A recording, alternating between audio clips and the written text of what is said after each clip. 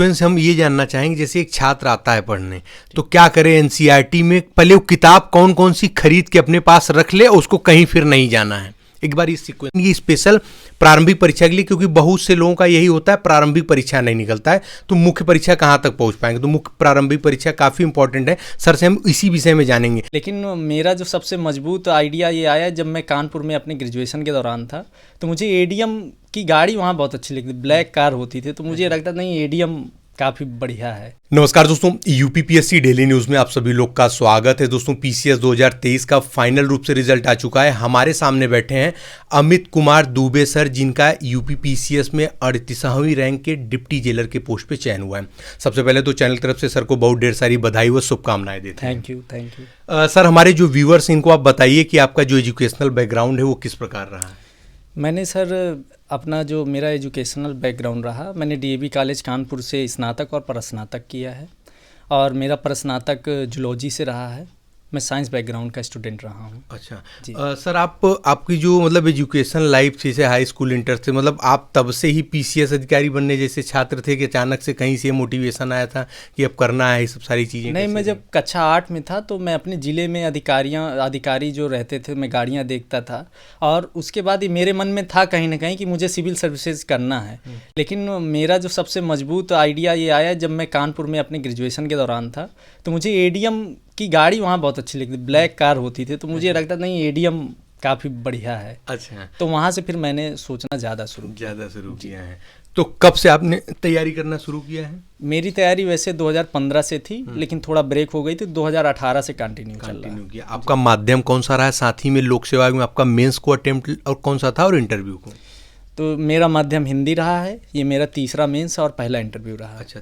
Hello दोस्तों, video को skip मत करिएगा, आप सभी लोग से एक महत्वपूर्ण जानकारी शेयर करनी है। जैसा कि आप सभी लोग जानते हैं कि यूपीपीसीएस 2024 की प्रारंभिक परीक्षा जो कि 17 मार्च को होने वाला था वो पोस्टपोन हो चुका है। अब इसका एग्जाम जुलाई में होने वाला है।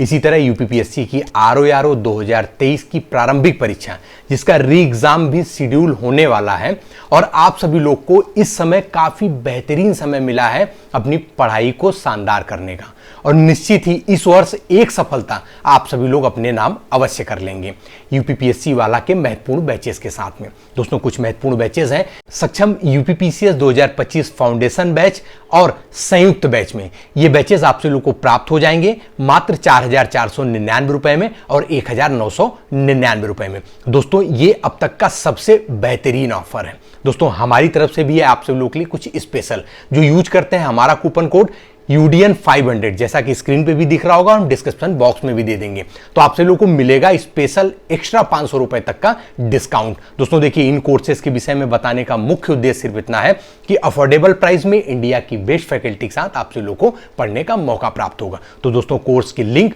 और कूपन कोड दोनों हमने दे दिया है डिस्क्रिप्शन बॉक्स में, अभी विजिट करें। धन्यवाद। तीसरा मेंस और पहला इंटरव्यू रहा और हिंदी माध्यम से। अच्छा, आपको अंतिम रूप से चयनित होने तक में, एज ए छात्र जीवन से अंतिम रूप से चयनित होने तक में आपको कौन कौन सी कठिनाइयों या संघर्षों का सामना करना पड़ा? क्योंकि जो व्यूअर्स देख रहे हैं वो भी अपने आप से को रिलेट करें कि यार इनके साथ भी ये सब चीज़ें थी, अधिकारी बने तो मैं भी लग सकता हूँ ये सब मोटिवेशन के लिए। ये बिल्कुल कठिनाइयाँ तो हमेशा होती हैं, और यहाँ तक कि जब तक रिजल्ट नहीं आता हम भी उसी पार बैठे हैं जहाँ सभी लोग जो नहीं चयनित हो वो जो सोच रहे हैं, हम भी वही सोच रहे थे। जिस दिन तक रिजल्ट नहीं आया, वो जो 5 मिनट बचा था, मैंने आपके चैनल में देखा कि बस अब 5 मिनट में आ रहा है, तो वो 5 मिनट भी ऐसा लग रहा था होगा नहीं होगा। तो सबके साथ वही सिचुएशन है, घरेलू समस्याएं अपनी अलग हैं, लोग कुछ कह रहे हैं, अपने रूम पार्टनर का हो गया उसकी समस्या है कि खुशी होती है, लेकिन ये होता है घर वाले फिर सवाल उठाते तुम क्या कर रहे हो। तो ये सारी समस्याएं हैं घर से और अपना, और बार बार ये इसमें क्या होता है कि जितनी बार एक बार जिस भी लेवल पे बाहर होंगे तो हमें फिर शुरू से करना होगा। ये सबसे बड़ा चैलेंज है इस एग्जाम का। जी। अच्छा, तो आपने कहीं कोचिंग वगैरह करी थी?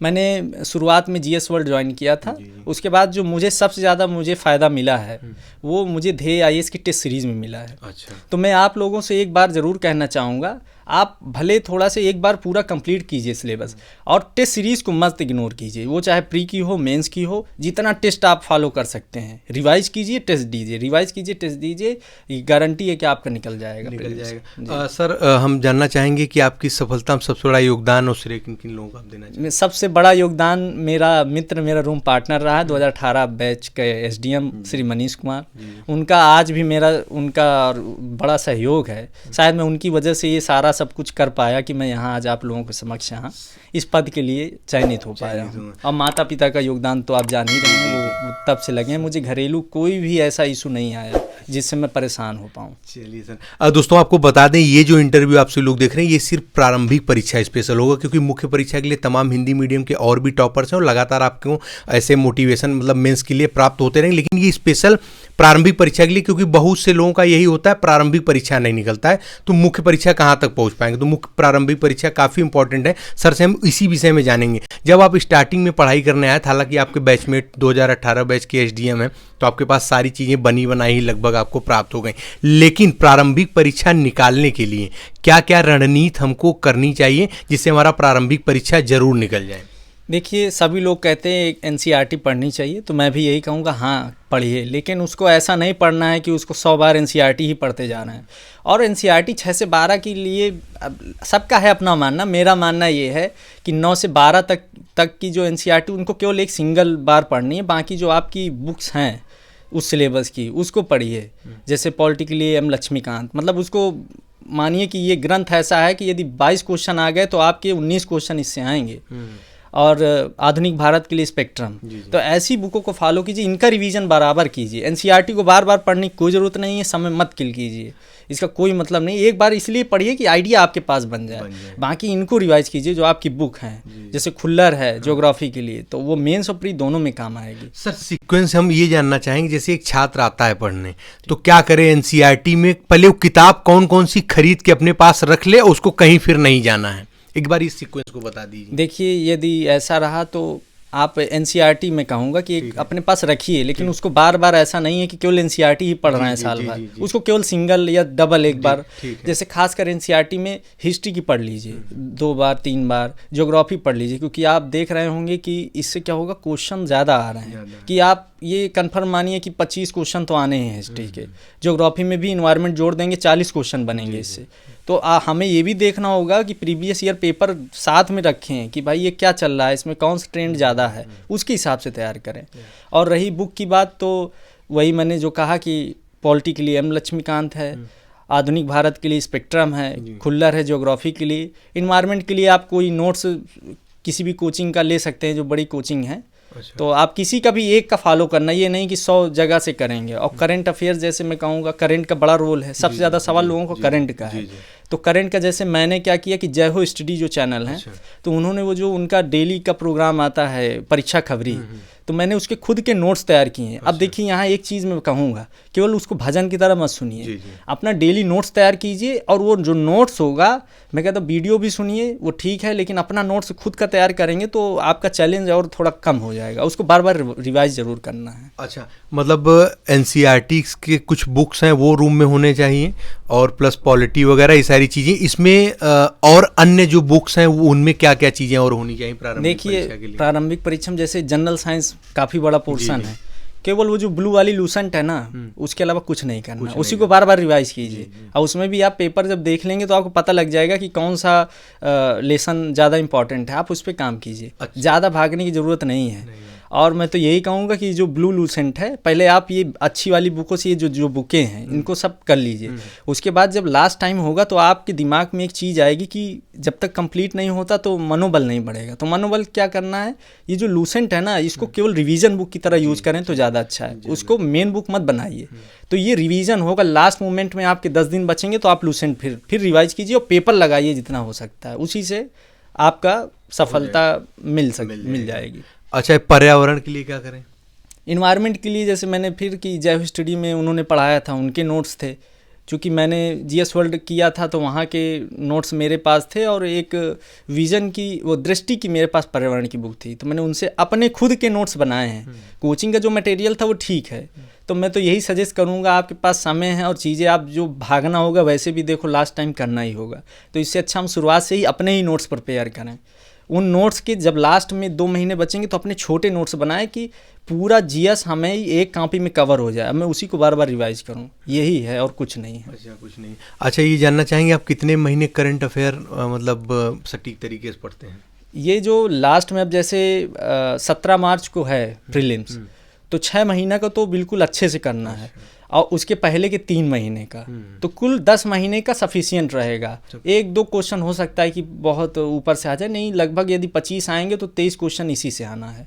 तो 9 महीने का तो बिल्कुल अच्छे से कीजिए, मतलब उसको भूलना नहीं है, और बजट प्लस जो स्टेट का बजट है और सेंट्रल का, वो दोनों का, इससे काम होगा। और फिर सीसैट के लिए कहाँ से रणनीति बनाई? सीसैट को ज़्यादा कुछ नहीं करना, वो बहुत, इसका सीसैट और यूपीएससी सीसैट में ज़मीन आसमान का अंतर है, तो इसका सीसैट में ज़्यादा कुछ नहीं है, सामान्य हिंदी पढ़नी है, और प्रीवियस ईयर 5 साल का प्रीवियस ईयर आप कर लीजिए, और वहाँ ये देख लीजिए कि गलत क्या हो रहा है, उस पे काम कर लीजिए, हो जाएगा। यूट्यूब से ही, आपके चैनल से हो जाएगा, आपके पास मटेरियल पड़ा हुआ है, जैसे संचार कौशल का है, तो आप वाला मटेरियल भी काम कर जाए, क्योंकि संचार कौशल से 40 आते हैं, तो आप इनका मटेरियल देख लेंगे तो उससे कम से कम आप 40 में 25 कर लेंगे। अच्छा, ये बताइए कि जैसे टेस्ट सीरीज़ लगाते हैं, जो जैसे आपने बताया देह की टेस्ट सीरीज़ लगाए थे, कितनी टेस्ट सीरीज़ और किस समय से आप लगाए शुरू किए थे? मतलब देखिए, एक चीज़ है कि वो जब टेस्ट सीरीज उनकी शुरू होती, कोई कोचिंग भी है 15 टेस्ट फुल लेंथ देती है, तो आप 15 वो कीजिए, प्लस कोई ऑनलाइन कोई क्विज चल रहा है, आपके चैनल में चल रहा है, तो पर डे आप ये कोशिश कीजिए कि 20-25 क्वेश्चन पर डे कीजिए उस क्विज का। मार्केट से भी कुछ टेस्ट सीरीज लिया ही, तो हफ्ते में 2 फुल लेंथ दीजिए और क्विज डेली देनी है, इससे फ़ायदा मिलेगा। चलिए, और प्रारंभिक परीक्षा के लिए कुछ, क्योंकि ये हमने पहले ही बोल दिया था प्रारंभिक परीक्षा स्पेशल होगा ये चीज़ें, तो कुछ अगर प्रारंभिक परीक्षा के लिए लोगों के लिए अन्य बातें जो विशेष तौर पे ध्यान रखनी चाहिए, सारी चीज़ों को लेकर के कुछ बताना चाहते हैं? मैं यही कहूँगा कि आप जो टेस्ट सीरीज कर रहे हैं, तो जैसे 2 टेस्ट सीरीज होंगी, आप कोचिंग करेंगे या ध्येय की ले लें या दृष्टि की ले लें, तो किसी एक टेस्ट सीरीज को पूरी तरह फॉलो करनी है, उसके भी नोट्स बनाने हैं, तो वो जो नोट्स बनेंगे वही रिवीजन नोट्स होंगे लास्ट में, और लूसेंट को जी। तो वो आप, इससे ये होगा कि जब हम पूरी तरह से वो नोट्स रिवाइज कर लेंगे तो हमारे दिमाग में एक आइडिया हो जाएगा कि हाँ, मैंने पूरा सिलेबस कवर कर लिया है, और नो डाउट इसकी वजह से आप आत्मविश्वास मजबूत करेंगे और पेपर अच्छा करेंगे। अच्छा, ये जानना चाहें, जैसे बहुत समय से आप लगे हैं पीसीएस की तैयारी में लेकर के, और पहली बार इंटरव्यू देने का मौका मिला और अंतिम रूप से चयन भी आप हो गए, जानना चाहेंगे ऐसा कोई प्रश्न रहा होगा छात्र जीवन से लेकर के दिमाग में, जो अंतिम रूप से चयन होने पर उसका सलूशन मिल गया आपको स्वतः ही? कुछ ऐसे डाउट्स थे जो मिल ही नहीं रहे थे बिना चयन होने के पहले ही?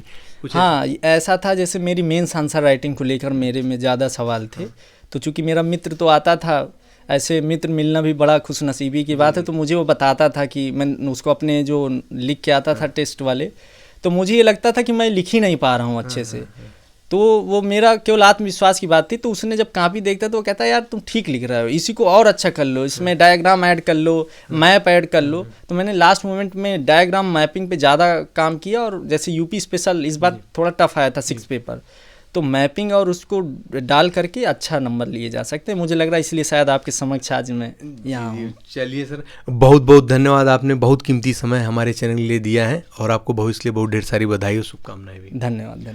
तो जी हाँ दोस्तों, जो भी चैनल पर नया हो, चैनल को सब्सक्राइब करने के साथ साथ बेल आइकन जरूर प्रेस कर दें, ताकि उत्तर प्रदेश लोक सेवा आयोग और अन्य भर्ती विभाग तरफ से कोई भी महत्वपूर्ण अपडेट हो आपसे लोगों से मिस ना होने पाए, और ऐसे टॉपर्स के मोटिवेशन वीडियो भी। चलिए मिलते हैं अगली वीडियो में, तब तक के लिए जय हिंद, जय भारत, नमस्कार।